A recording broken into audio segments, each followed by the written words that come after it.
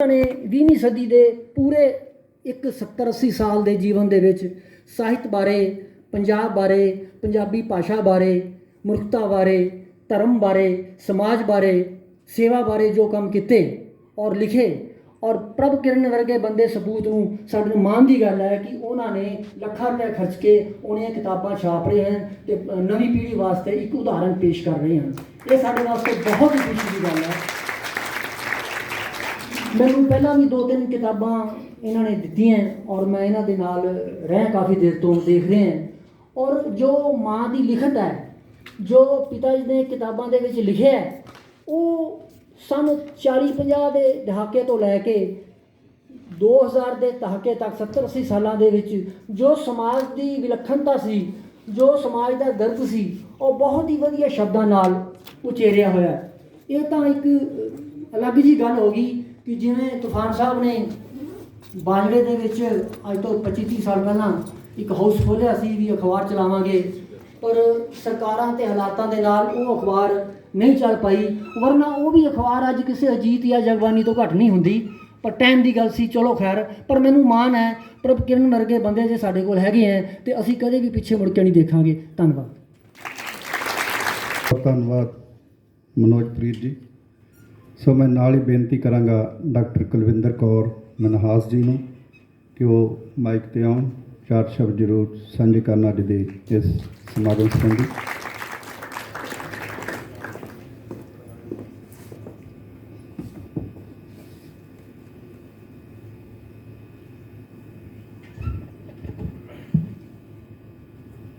इस हॉल ਦੇ ਵਿੱਚ ਵਿਰਾਜਮਾਨ ਬਹੁਤ ਹੀ ਸਤਿਕਾਰਿਤ ਸ਼ਖਸੀਅਤਾਂ ਸਾਰਿਆਂ ਨੂੰ ਵਾਹਿਗੁਰੂ ਜੀ ਕਾ ਖਾਲਸਾ, ਵਾਹਿਗੁਰੂ ਜੀ ਕੀ ਫਤਿਹ। ਅੱਜ ਜਿਸ ਮਹਾਨ ਸ਼ਖਸੀਅਤ ਦੀ ਪੁਸਤਕ ਅਸੀਂ ਰਿਲੀਜ਼ ਕਰਨ ਜਾ ਰਹੇ ਹਾਂ, ਕਰ ਵੀ ਚੁੱਕੇ ਹਾਂ, ਕਈ ਪੱਤਰਕਾਰ ਬਾਅਦ ਦੇ ਵਿੱਚ ਆਉਂਦੇ ਹੈ। ਪੰਥਕ ਕਵਿੱਤਰੀ ਨਿਰੰਜਨ ਅਵਤਾਰ ਕੌਰ ਜੀ ਔਰ ਉਹਨਾਂ ਦੀ ਪੁਸਤਕ ਪੰਥਕ ਕਾਵ ਫੁਲਕਾਰੀ। ਚਾਹੇ ਕਿ ਪੁਸਤਕ ਮੈਨੂੰ ਹੁਣੀ ਮਿਲੀ ਹੈ, ਪਰ ਇਹਨਾਂ ਨੇ WhatsApp ਦੇ ਉੱਤੇ ਮੈਨੂੰ ਰਾਤੀ ਭੇਜ ਦਿੱਤਾ ਸੀ, ਇਸ ਲਈ ਮੈਂ ਤਾਂ ਪੁਸਤਕ ਦੇ ਉੱਤੇ ਹੀ ਗੱਲ ਕਰਨੀ ਜ਼ਿਆਦਾ ਵਾਜਬ ਸਮਝਦੀ ਹਾਂ। ਇੱਕ ਐਸੀ ਕਵਿੱਤਰੀ ਜਿਸ ਨੇ 9-10 ਸਾਲ ਦੀ ਉਮਰ ਦੇ ਵਿੱਚ ਪਹਿਲੀ ਵਾਰੀ ਗੁਰਦੁਆਰਾ ਸਾਹਿਬ ਜਾ ਕੇ ਧਾਰਮਿਕ ਕਵਿਤਾ ਪੜ੍ਹੀ ਔਰ ਐਸੀ ਚੇਟਕ ਲੱਗੀ ਉਹਨਾਂ ਨੂੰ ਕਿ ਉਹਨਾਂ ਨੇ ਪਿੱਛੇ ਮੁੜ ਕੇ ਫਿਰ ਨਹੀਂ ਦੇਖਿਆ। ਉਹ ਇੱਕ ਐਸੀ ਕਵਿੱਤਰੀ ਸੀ ਜਿਸ ਨੇ ਸਭ ਤੋਂ ਪਹਿਲਾਂ ਪੰਜਾਬੀ ਦੀ ਉਹ ਮਹਾਨ ਕਵਿੱਤਰੀ ਜਿਨ੍ਹਾਂ ਨੇ ਇੱਕ ਬਹੁਤ ਹੀ ਮਹਾਨ ਰਚਨਾ ਕੀਤੀ, ਗੰਗਾ ਤੋਂ ਮਾਤ ਗੁਜਰੀ ਤੱਕ ਦੀ ਮਹਾਕਾਵਿ ਲਿਖਿਆ। ਸਭ ਤੋਂ ਵੱਡੀ ਗੱਲ ਮੈਂ ਸਮਝਦੀ ਹਾਂ ਕਿ ਇਹ ਤੁਹਾਡੀ ਬਹੁਤ ਵੱਡੇ ਭਾਗ ਹੁੰਦੇ ਹੈ ਕਿ ਜੋ ਤੁਹਾਡੀਆਂ ਰੁਚੀਆਂ ਹੁੰਦੀਆਂ ਹਨ, ਉਹਨਾਂ ਰੁਚੀਆਂ ਦੇ ਅਕੋਰਡਿੰਗਲੀ ਤੁਹਾਨੂੰ ਅਗਲਾ ਜੀਵਨ ਵੀ ਮਿਲਦਾ, ਤੁਹਾਡਾ ਸਾਥੀ ਵੀ ਮਿਲਦਾ ਹੈ, ਤੁਹਾਨੂੰ ਸਹੁਰਾ ਪਰਿਵਾਰ ਮਿਲਦਾ ਹੈ। ਨਹੀਂ ਤਾਂ ਬਹੁਤ ਸਾਰੀਆਂ ਭੈਣਾਂ ਨੂੰ ਮੈਂ ਜਾਣਦੀ ਹਾਂ, ਸਾਹਿਤਕਾਰ ਦੋਸਤਾਂ ਨੂੰ, ਜਿਨ੍ਹਾਂ ਦੀਆਂ ਕਿ ਇਹ ਰੁਚੀਆਂ ਸਹੁਰਾ ਪਰਿਵਾਰ ਦੇ ਵਿੱਚ ਜਾ ਕੇ ਦੱਬ ਕੇ ਰਹਿ ਜਾਂਦੀਆਂ ਹਨ। ਪਰ ਇਹਨਾਂ ਦੇ ਪਤੀ ਸਰਦਾਰ ਅਵਤਾਰ ਸਿੰਘ ਜੀ ਔਰ ਸਹੁਰਾ ਸਾਹਿਬ ਸਰਦਾਰ ਸੰਤੋਖ ਸਿੰਘ ਜੀ, ਉਹ ਵੀ ਰਾਈਟਰ ਸਨ, ਸਾਹਿਤਕਾਰ ਸਨ। ਸਹੁਰਾ ਘਰ ਜਾ ਕੇ ਇਹਨਾਂ ਦੀ ਕਾਵਿ ਕਲਾ ਨੂੰ ਜਿਵੇਂ ਖੰਭ ਲੱਗ ਗਏ ਹੋਣ ਅਤੇ ਉਹਨਾਂ ਨੇ ਆਕਾਸ਼ ਦੇ ਵਿੱਚ ਉੜਨਾ ਸ਼ੁਰੂ ਕਰ ਦਿੱਤਾ ਹੋਵੇ। ਔਰ ਜਿਹੜੀ ਗੱਲ ਮੈਨੂੰ ਸਭ ਤੋਂ ਜ਼ਿਆਦਾ ਪ੍ਰਭਾਵਿਤ ਕੀਤਾ ਕਿ ਇਹਨਾਂ ਦਾ ਜਿਹੜਾ ਜਨਮ ਹੈ ਉਹ ਪਿਤਾ ਸਰਦਾਰ ਨਾਨਕ ਸਿੰਘ ਜੀ ਅਤੇ ਮਾਤਾ ਪਰਮੇਸ਼ਰ ਕੌਰ ਜੀ ਦੇ ਘਰ ਹੋਇਆ।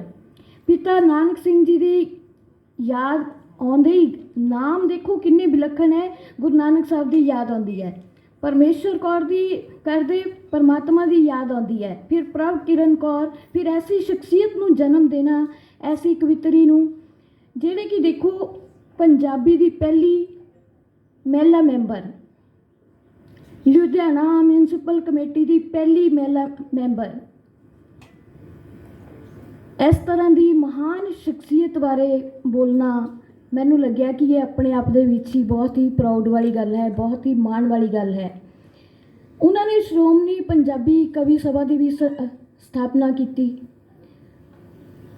ਦੋਨਾਂ ਨੇ ਪਤੀ ਪਤਨੀ ਨੇ ਜੋੜੀ ਨੇ ਧਾਰਮਿਕ ਕਵਿਤਾਵਾਂ, ਗੀਤ ਤੇ 12 ਤੱਕ ਆਲੇ ਦੁਆਲੇ ਨੂੰ ਗਾ ਕੇ ਮਹਿਕਾ ਦਿੱਤਾ। ਸ਼ਾਇਦ ਇਹ ਵੀ ਬਹੁਤ ਘੱਟ ਲੋਕ ਜਾਣਦੇ ਹੋਣਗੇ ਕਿ ਸ਼੍ਰੀਮਤੀ ਨਿਰੰਜਨ ਅਵਤਾਰ ਕੌਰ ਜੀ ਤਰੰਨੁਮ ਦੇ ਵਿੱਚ ਆਪਣੇ ਸਾਰੇ ਜਿਹੜੇ ਗਜ਼ਲ ਹੈ, ਕਵਿਤਾ ਹੈ ਜਾਂ ਕੋਈ ਵੀ ਚੀਜ਼ ਉਹ ਲਿਖਦੇ ਆ ਉਹਨੂੰ ਗਾਉਂਦੇ ਸਨ। ਉਹਨਾਂ ਨੂੰ ਪੰਥਕ ਕਵਿਤਰੀ ਦਾ ਸਨਮਾਨ ਹਾਸਿਲ ਹੋਇਆ। ਇਹ ਇੱਕ ਛੋਟੀ ਗੱਲ ਨਹੀਂ ਹੈ, ਬਹੁਤ ਵੱਡੀ ਗੱਲ ਹੈ। ਦੇਖੋ ਚਲੇ ਤਾਂ ਸਾਰਿਆਂ ਨੇ ਜਾਣਾ ਹੈ, ਜਿਹੜਾ ਵੀ ਜੋ ਵੀ ਉਪਜਦਾ ਹੈ ਉਸਨੇ ਬਿਨਸਣਾ ਹੀ ਬਿਨਸਣਾ ਹੈ। ਜੋ उपजियो सो बिनस है परोवाज के काल, राम ग्यो रावण ग्यो जाको बो परवार, को नानक फिर कछु नहीं सुपने ज्यो संसार। पर ਅੱਖਰਾਂ ਦੇ ਨਾਲ ਜਿਹੜੇ ਵੀ ਅੱਖਰ ਲਿਖ ਜਾਂਦੇ ਆ ਇਨਸਾਨ ਅਮਰ ਰਹਿੰਦਾ ਹੈ। ਅੱਜ ਅਸੀਂ ਉਹਨਾਂ ਨੂੰ ਯਾਦ ਕਰ ਰਹੇ ਹਾਂ ਉਹਨਾਂ ਦੀ ਰਚਨਾ ਦੇ ਕਰਕੇ। ਹੁਣ ਜਦੋਂ ਤੱਕ ਉਹਨਾਂ ਦੀ ਰਚਨਾ ਰਹੇਗੀ, ਜਦੋਂ ਤੱਕ ਵੀ ਦੁਨੀਆ ਰਹੇਗੀ, ਉਹਨਾਂ ਦੀਆਂ ਕਿਤਾਬਾਂ ਰਹਿਣਗੀਆਂ, ਉਹਨਾਂ ਦੀ ਯਾਦ ਸਾਡੇ ਮਾਈਂਡ ਦੇ ਵਿੱਚ ਰਹੇਗੀ। ਸਭ ਤੋਂ ਵੱਡੀ ਗੱਲ ਕਿ ਉਹਨਾਂ ਨੇ ਜਿਹੜਾ ਇੱਕ ਮੋਰਚਾ ਲਗਾਇਆ ਸੀ 1977 ਦੇ ਵਿੱਚ, ਜਦੋਂ ਨਿਰੰਕਾਰੀ ਕਾਂਡ ਹੋਇਆ ਸੀ ਦਿੱਲੀ ਦੇ ਵਿੱਚ, ਮੈਂ ਉਹਨਾਂ ਦੇ ਹੌਸਲੇ ਦੀ ਗੱਲ ਕਰ ਰਹੀ ਹਾਂ ਕਿ ਉਹਨਾਂ ਨੇ ਉਹਦੇ ਵਿੱਚ ਆਲ ਇੰਡੀਆ ਇਸਤਰੀ ਵਿੰਗ ਵੱਲੋਂ ਉਹਨਾਂ ਦੇ ਪ੍ਰਧਾਨ ਸੀ, ਜਨਰਲ ਸਕੱਤਰ ਸੀ। ਜਨਰਲ ਸਕੱਤਰ ਦੇ ਤੌਰ 'ਤੇ ਉਹ ਅਗਵਾਈ ਕਰ ਰਹੇ ਸੀ ਅਤੇ ਅਗਵਾਈ ਜਦੋਂ ਪੁਲਿਸ ਨੇ ਗੋਲੀ ਚਲਾਈ, ਅਥਰੂ ਗੈਸ ਛੱਡੀ, ਤਾਂ ਉਸ ਦੇ ਵਿੱਚ ਉਹ ਉਸ ਦੀ ਲਪੇਟ ਵਿੱਚ ਆ ਗਏ ਅਤੇ ਉਹ ਤਿਹਾੜ ਜੇਲ੍ਹ ਵਿੱਚ ਉਹਨਾਂ ਨੂੰ ਰੱਖਿਆ ਗਿਆ। ਆਈ ਥਿੰਕ ਕਿ ਇਹ ਲੋਕ ਸਾਰਾ ਕੁਝ ਜਾਣਦੇ ਹੋਣਗੇ ਔਰ ਕੁਝ ਨਏ ਜਿਹੜੀ ਜਨਰੇਸ਼ਨ ਹੈ ਉਹਨਾਂ ਨੂੰ ਨਹੀਂ ਪਤਾ ਹੋਏਗਾ। ਗੁਪਤ ਰੂਪ ਦੇ ਵਿੱਚ ਜਿਹੜੀਆਂ ਚੋਟਾਂ ਲੱਗੀਆਂ ਉਹਨਾਂ ਦੇ ਨਾਲ ਉਹਨਾਂ ਦਾ ਸੱਜਾ ਹੱਥ ਹੈ ਜਿਹੜਾ ਉਸਨੇ ਡੈੱਡ ਹੋ ਗਿਆ, ਕੰਮ ਕਰਨਾ ਬਿਲਕੁਲ ਬੰਦ ਕਰ ਦਿੱਤਾ। ਪਰ ਉਸ ਕਵਿਤਰੀ ਨੇ, ਉਸ ਮਹਾਨ ਸ਼ਖਸੀਅਤ ਨੇ ਕੰਮ ਕਰਨਾ ਨਹੀਂ ਛੱਡਿਆ। ਉਹਨਾਂ ਨੇ ਆਪਣੇ ਖੱਬੇ ਹੱਥ ਦੇ ਨਾਲ ਕੰਮ ਕਰਨਾ ਸ਼ੁਰੂ ਕਰ ਦਿੱਤਾ। ਇਸ ਤੋਂ ਇਲਾਵਾ ਜਿਹੜੀ ਸਭ ਤੋਂ ਵੱਡੀ ਗੱਲ ਹੈ, ਜਿਹੜੀ ਕਿ ਮੈਨੂੰ ਉਹਨਾਂ ਦੀ ਲਾਈਫ ਪੜ੍ਹ ਕੇ ਸਾਰਾ ਕੁਛ ਮੈਨੂੰ ਆਪਣੀ ਲਾਈਫ ਵੀ ਯਾਦ ਆਈ ਕਿ ਕਿਸ ਤਰ੍ਹਾਂ ਰਾਸਤਾ ਰੋਕੋ ਅੰਦੋਲਨ ਦੇ ਵਿੱਚ ਮੈਂ ਖੁਦ ਹਿੱਸਾ ਲੈਂਦੀ ਰਹੀ 1984 ਦੇ ਵਿੱਚ। ਆਈ ਵਾਜ਼ ਇਨ BA Part 1 class at that time. ਤਾਂ ਜਦੋਂ ਮੈਂ ਇੱਕ ਸਾਈਡ 'ਤੇ CRP ਵਾਲੇ ਗੋਲੀ ਚਲਾ ਰਹੇ ਸੀ, ਦੂਜੇ ਪਾਸੇ ਜਦੋਂ ਮੈਂ ਰਸਤਾ ਪਾਰ ਕੀਤੀ ਸੜਕ, ਤਾਂ ਉਹਨਾਂ ਦੇ ਲੀਡਰ ਨੇ ਮੈਨੂੰ ਆਪਣੀ ਗਲਵੱਕੜੀ 'ਚ ਲੈ ਕੇ ਇਹ ਕਿਹਾ ਸੀ ਕਿ ਕਿੰਨੀ ਦਲੇਰ ਕੁੜੀ ਹੈ। ਜਦੋਂ ਮੈਂ ਇਹ ਉਹਨਾਂ ਦੁਆਰੇ ਪੜ੍ਹ ਰਹੀ ਸੀ ਕਿ ਉਹਨਾਂ ਨੇ ਹੱਥ ਵੀ ਡੈੱਡ ਹੋ ਗਿਆ, ਪਰ ਉਹਨਾਂ ਨੇ ਆਪਣੀ ਉਹ ਛੱਡੀ ਨਹੀਂ ਹੈਗੀ, ਬਿਲਕੁਲ ਵੀ ਹਿੰਮਤ ਨਹੀਂ ਛੱਡੀ, ਹੌਸਲਾ ਨਹੀਂ ਛੱਡਿਆ। ਆਪਣੇ ਹੌਸਲੇ ਅਤੇ ਹਿੰਮਤ ਦੇ ਨਾਲ ਉਹ ਅੱਗੇ ਵੱਧਦੇ ਗਏ। ਇਸੇ ਤਰ੍ਹਾਂ ਉਹਨਾਂ ਨੇ ਇਹ ਵੀ ਯਾਦ ਆਉਂਦਾ 1984 ਬਾਰੇ ਉਹਨਾਂ ਨੇ ਦਿੱਲੀ ਦੰਗਿਆਂ ਬਾਰੇ ਵੀ ਕਵਿਤਾ ਲਿਖੀ ਔਰ ਬਲੂ ਸਟਾਰ ਆਪਰੇਸ਼ਨ ਬਾਰੇ ਵੀ ਉਹਨਾਂ ਨੇ ਲਿਖੀ, ਕੋਦਰੇ ਦੀ ਰੋਟੀ ਬਾਰੇ ਵੀ ਲਿਖੀ। ਇਹਨਾਂ ਚੀਜ਼ਾਂ ਨਾਲ ਮੇਰਾ ਖੁਦ ਸੰਬੰਧ ਰਿਹਾ, ਇਸ ਲਈ ਮੈਨੂੰ ਪੜ੍ਹਨਾ ਬਹੁਤ ਹੀ ਅੱਛਾ ਲੱਗਿਆ, ਬਹੁਤ ਜ਼ਿਆਦਾ ਅੱਛਾ ਲੱਗਿਆ, ਕਿਉਂਕਿ 84 ਦੇ ਵਿੱਚ ਮੈਂ ਖੁਦ ਵੀ ਇੱਕ ਦਿਨ ਦੀ ਜੇਲ੍ਹ ਕੱਟੀ ਸੀ। ਉਹ ਚੀਜ਼ਾਂ ਨੂੰ ਯਾਦ ਕਰਕੇ ਮੈਨੂੰ ਆਪਣੀ ਲਾਈਫ ਦਾ ਵੀ ਪੂਰਾ ਸਾਰਾ ਕੁਝ ਇੱਕਦਮ ਯਾਦ ਆ ਗਿਆ ਅਤੇ ਮੈਨੂੰ ਬਹੁਤ ਹੀ ਪ੍ਰਭਾਵਿਤ ਕੀਤਾ ਇਹਨਾਂ ਚੀਜ਼ਾਂ ਨੇ। ਇਸ ਤੋਂ ਇਲਾਵਾ ਇਹ ਜਦੋਂ ਆਪਣੇ ਗਏ ਵਿਦੇਸ਼ਾਂ ਦੇ ਵਿੱਚ, ਤਾਂ ਉਹਨਾਂ ਬਾਰੇ ਵੀ ਦੋਨਾਂ ਨੇ ਸਾਡਾ ਥਾਈ ਸਫ਼ਰਨਾਮਾ ਲਿਖਿਆ, ਜਿਹੜਾ ਕਿ 94 ਦੇ ਵਿੱਚ ਪ੍ਰਕਾਸ਼ਿਤ ਹੋਇਆ। ਮੈਂ ਹੋਰ ਵੀ ਬਹੁਤ ਸ਼ਖਸੀਅਤਾਂ ਨੇ ਬੋਲਣਾ ਹੋਏਗਾ, ਇਸ ਲਈ ਮੈਂ ਜ਼ਿਆਦਾ ਨਾ ਕਹਿੰਦੀ ਹੋਈ ਮੈਂ ਇਹੀ ਕਹਿੰਦੀ ਹਾਂ ਕਿ ਜਿੰਨਾ ਉਹਨਾਂ ਨੇ ਕੰਮ ਕੀਤਾ ਉਹਨਾਂ ਦੇ ਉੱਤੇ ਇਹ ਲਾਈਨ ਪੂਰੀ ਤਰ੍ਹਾਂ ਪ੍ਰੋਫੈਸਰ ਜਗਤਾਰ ਜੀ ਦੀਆਂ ਢੁਕਵੀਆਂ ਹਨ ਕਿ ਉਹ ਜਦੋਂ ਚੱਲੇ, ਜੇ ਘਰਾਂ ਤੋਂ ਤੁਰ ਪਏ ਹੋ ਦੋਸਤ, ਮੁਸ਼ਕਿਲਾਂ ਤੇ ਔਕੜਾਂ ਤੋਂ ਨਾ ਡਰੋ, ਜਦੋਂ ਰੁਕੋ ਤਾਂ ਨਕਸ਼ ਬਣ ਕੇ ਰੁਕੋ, ਜਦੋਂ ਤੁਰੋ ਤਾਂ ਰੋਸ਼ਨੀ ਦੇ ਵਾਂਗੂ ਤੁਰੋ। ਸਾਡੀ ਇਹ ਕਵਿਤਰੀ ਜਿੰਨੀ ਦੇਰ ਵੀ ਚੱਲਦੀ ਰਹੀ, ਰੋਸ਼ਨੀ ਬਿਖੇਰਦੇ ਰਹੇ। ਵੈਸੇ ਵੀ ਕਿਹਾ ਗਿਆ ਹੈ, ਸਾਹ ਲੈਣਾ ਜੀਵਨ ਨਹੀਂ ਹੁੰਦਾ, ਜੀਣਾ ਤਾਂ ਸੂਰਜ ਬਣਨਾ ਹੁੰਦਾ ਹੈ, ਜੋ ਆਪਣੇ ਨੂਰ ਨਾਲ ਦੂਰ ਦੂਰ ਤੱਕ ਸਾਰੇ ਚੁਗਿਰਦੇ ਨੂੰ ਰੌਸ਼ਨ ਕਰ ਦਿੰਦਾ ਹੈ। ਜਿਉਣਾ ਮੌਸਮ ਬਹਾਰ ਹੁੰਦਾ ਹੈ, ਜੋ ਨਵੇਂ ਰੰਗ ਰੂਪ ਦੀਆਂ ਬੁਲੰਦੀਆਂ ਨੂੰ ਛੂਹ ਲਵੇ ਤੇ ਆਪਣੇ ਚੁਗਿਰਦੇ ਨੂੰ ਮਹਿਕਣ ਲਾ ਦੇਵੇ। ਇਹੋ ਜਿਹੀ ਹੀ ਜੀਵਨ ਸ਼ੈਲੀ ਸਾਡੀ ਮਹਾਨ ਪੰਥਕ ਕਵਿੱਤਰੀ ਸ਼੍ਰੀਮਤੀ ਨਿਰੰਜਨ ਕੌਰ ਅਵਤਾਰ ਜੀ ਦੀ ਸੀ। ਮੇਰਾ ਉਹਨਾਂ ਨੂੰ ਕੋਟ ਸਿਜਦਾ ਹੈ। ਪਰਮਾਤਮਾ ਉਸ ਨੇਕ ਰੂਹ ਨੂੰ ਆਪਣੇ ਚਰਨਾਂ ਦੇ ਵਿੱਚ ਸਦਾ ਸਦਾ ਲਈ ਨਿਵਾਸ ਬਖਸ਼ਣ। ਵਾਹਿਗੁਰੂ ਜੀ ਕਾ ਖਾਲਸਾ, ਵਾਹਿਗੁਰੂ ਜੀ ਕੀ ਫਤਿਹ। ਜਿਹੜੇ ਆਪ ਸਭ ਦੇ ਨਾਲ ਵਿਚਾਰਾਂ ਦੀ ਸਾਂਝ ਪਾ ਕੇ ਗਏ ਨੇ। ਸੋ ਮੈਂ ਨਾਲ ਹੀ ਬੇਨਤੀ ਕਰਾਂਗਾ ਸਰਦਾਰ ਜਨਮੇਜਾ ਸਿੰਘ ਜੌਲ ਹੋਰਾਂ ਨੂੰ ਕਿ ਉਹ ਮਾਈਕ ਤੇ ਆਉਣ ਔਰ ਆਪ ਸਭ ਦੇ ਨਾਲ ਸ਼ਬਦਾਂ ਦੀ ਸਾਂਝ ਪਾਉਣ। ਸਰਦਾਰ ਜਨਮੇਜਾ ਸਿੰਘ ਜੌਲ। ਔਰ ਨਾਲ ਹੀ ਮੇਰੀ ਬੇਨਤੀ ਹੈ doctor Manveer Singh ji, assistant professor SM medical college Solan, ਉਹਨਾਂ ਨੂੰ ਬੇਨਤੀ ਹੈ ਕਿ ਸਟੇਜ 'ਤੇ ਆਉਣ ਦੀ ਕਿਰਪਾਲਤਾ ਕਰਨ। ਮੈਂ ਵੀ ਸਰ ਅਵਤਾਰ ਸਿੰਘ ਤੇ ਮਾਤਾ ਜੀ ਨਾਲ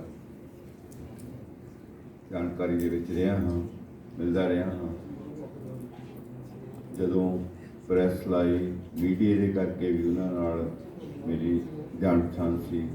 ਪੰਜਾਬੀ ਸਾਹਿਤ ਅਕੈਡਮੀ ਦੇ ਵਿੱਚ ਉਹਨਾਂ ਦਾ ਆਉਣਾ ਜਾਣਾ ਜਾਂ ਹੋਰ ਪ੍ਰੋਗਰਾਮਾਂ 'ਚ ਆਉਣਾ ਜਾਣਾ, ਇਹ ਇੱਕ ਵਧੀਆ ਗੱਲਾਂ ਸੀ।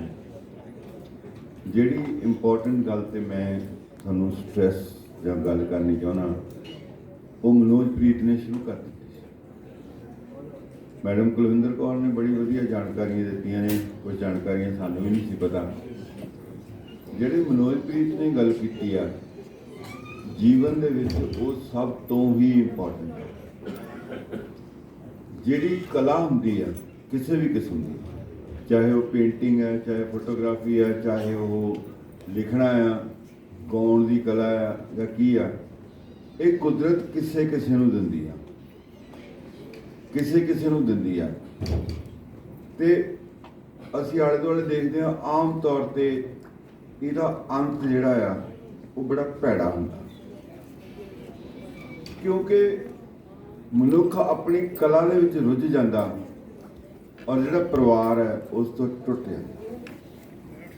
ਇਹ ਅਕਸਰ ਹੀ ਹਜ਼ੂਰਾ ਸਿੰਘ ਨੇ ਕਿੰਨੀਆਂ ਕਲੀਆਂ ਲਿਖੀਆਂ, ਉਹਨਾਂ ਕਲੀਆਂ ਤੋਂ ਦੇਵ ਤਰੀਕੇ ਵਾਲੇ ਜਾਂ ਹੋਰ ਲੋਕਾਂ ਨੇ, ਬਾਉਸੂਮਾ, ਇਹਨਾਂ ਨੇ ਗਾਹਾਂ ਗੀਤ ਬਣਾਏ, ਕਿੰਨਾ ਕੁਛ ਕੀਤਾ। ਪਰ ਕਿੰਨੇ ਅਫਸੋਸ ਦੀ ਗੱਲ ਹੋਈ ਕਿ ਜਦੋਂ ਉਹਨਾਂ ਦੀ ਡੈਥ ਤੋਂ ਬਾਅਦ ਘਰਦਿਆਂ ਨੇ ਉਹਨਾਂ ਦਾ ਸਾਰੇ ਖਰੜੇ ਚੱਕ ਕੇ ਨਹਿਰ ਦੇ ਵਿੱਚ ਸੁੱਟ ਦਿੱਤੇ ਅਤੇ ਇਹ ਧਰਤੀ ਹੈ। ਕਿੰਨੇ ਹੋਰ ਲੋਕ ਮੈਂ ਤੁਹਾਨੂੰ ਦੱਸ ਸਕਦਾ ਜਿਨ੍ਹਾਂ ਨੇ ਕਿ ਸਿਖਰ ਤੇ ਪਹੁੰਚੇ ਪਰ ਪਰਿਵਾਰ ਨੇ ਪਰਵਾਹ ਨਹੀਂ ਕੀਤੀ। ਉਹ ਆਪਣੇ ਜਿਵੇਂ 'ਚ, ਆਪਣੇ ਲਿੰਕਸ ਦੇ ਵਿੱਚ, ਆਪਣੇ ਪੈਸਿਆਂ ਦੇ ਵਿੱਚ, ਆਪਣੀ ਹੈਂਕਰ ਦੇ ਵਿੱਚ ਬਣਾਈ ਹੋਈ ਪ੍ਰਾਪਰਟੀ ਨੂੰ ਵੰਡਣ ਦੇ ਵਿੱਚ ਹੀ ਮਸਰੂਫ ਹੋ ਗਏ। ਉਹ ਭੁੱਲ ਗਏ ਕਿ ਪਰਮਾਤਮਾ ਦੀ ਉਹਨਾਂ ਦੇ ਬਜ਼ੁਰਗਾਂ ਉੱਤੇ ਬਖਸ਼ਿਸ਼ ਹੋਈ ਸੀ। ਇਹ ਗੱਲ ਤੁਹਾਡੇ ਸਾਰਿਆਂ ਲਈ ਹੈ ਕਿ ਤੁਹਾਡੇ ਘਰਾਂ ਵਿੱਚ ਵੀ ਕੋਈ ਨਾ ਕੋਈ ਇਸ ਤਰ੍ਹਾਂ ਦੀ ਕ੍ਰੀਏਟਿਵ ਸ਼ਖਸੀਅਤ ਹੋ ਸਕਦੀ ਹੈ, ਜਾਂ ਤੁਸੀਂ ਹੋ ਸਕਦੇ ਹੋ, ਜਾਂ ਤੁਹਾਡੇ ਪਰਿਵਾਰ ਦੇ ਵਿੱਚ ਹੋ ਸਕਦੀ ਆ। ਉਸ ਨੂੰ ਸਾਂਭਣ ਦੀ ਲੋੜ ਹੈ।